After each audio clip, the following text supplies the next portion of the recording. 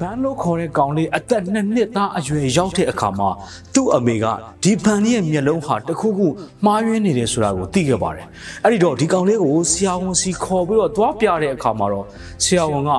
ဘန်ဟာမျက်လုံးကင်ဆာရောဂါကိုခံစားနေရပြီဆိုတာကိုပြောလိုက်ပါတော့တယ်ဆရာဝန်ကဘန်ရဲ့အမေကိုရွေးချယ်မှု2ခုတည်းကတစ်ခုကိုလှုပ်ဖို့ပြောခဲ့ပါတယ်နံပါတ်1ရွေးချယ်မှုကတော့သူ့ရဲ့မျက်လုံးတွေကိုထုတ်ပြမလားနံပါတ်2ရွေးချယ်မှုကတော့သူနာကျင်စွာနဲ့သေဆုံးတာကိုကြည့်နေမလားဆိုပြီးတော့ရွေးချယ်မှု2ခုတည်းကနေပြီးတစ်ခုကိုရွေးချယ်ခိုင်းလိုက်ပါတယ်သူ့အမေကတော့ပထမရွေးချယ်မှုကိုလုပ်လိုက်ပါတယ်ဘန်ရဲ့မျက်လုံးတွေကိုထုတ်ပလိုက်ပါတယ်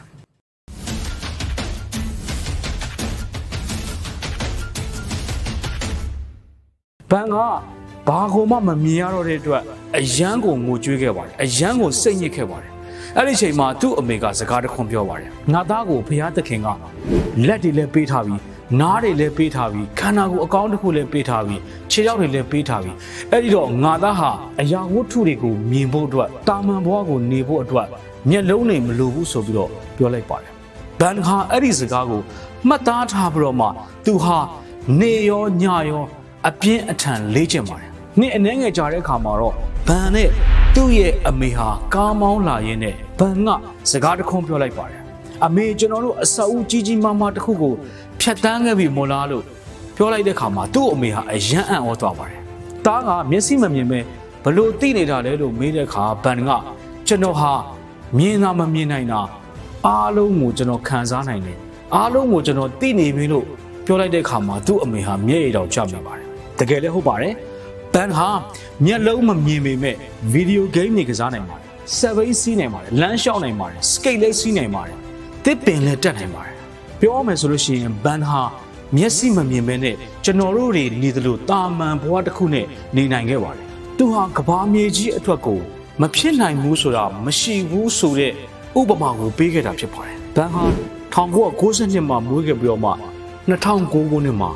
တည်ဆုံးသွားပါတယ်။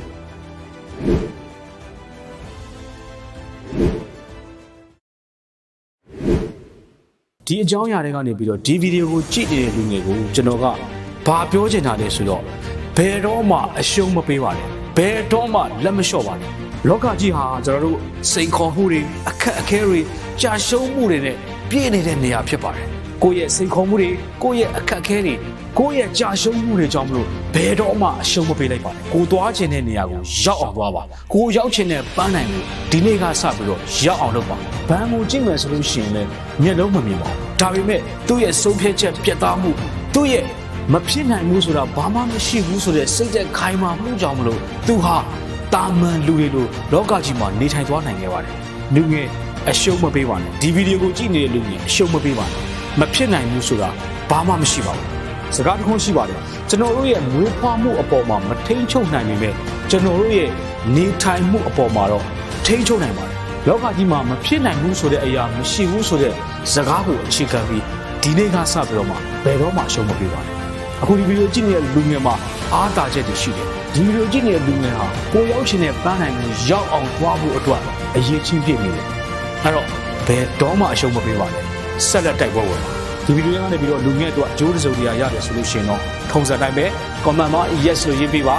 ဒီဗီဒီယိုကိုအဆုံးထိအောင်ကြည့်ပေးတဲ့အတွက်ကျေးဇူးအများကြီးတင်ပါတယ်ကျွန်တော်ကတော့ကိုညံလဲအောင်ပါ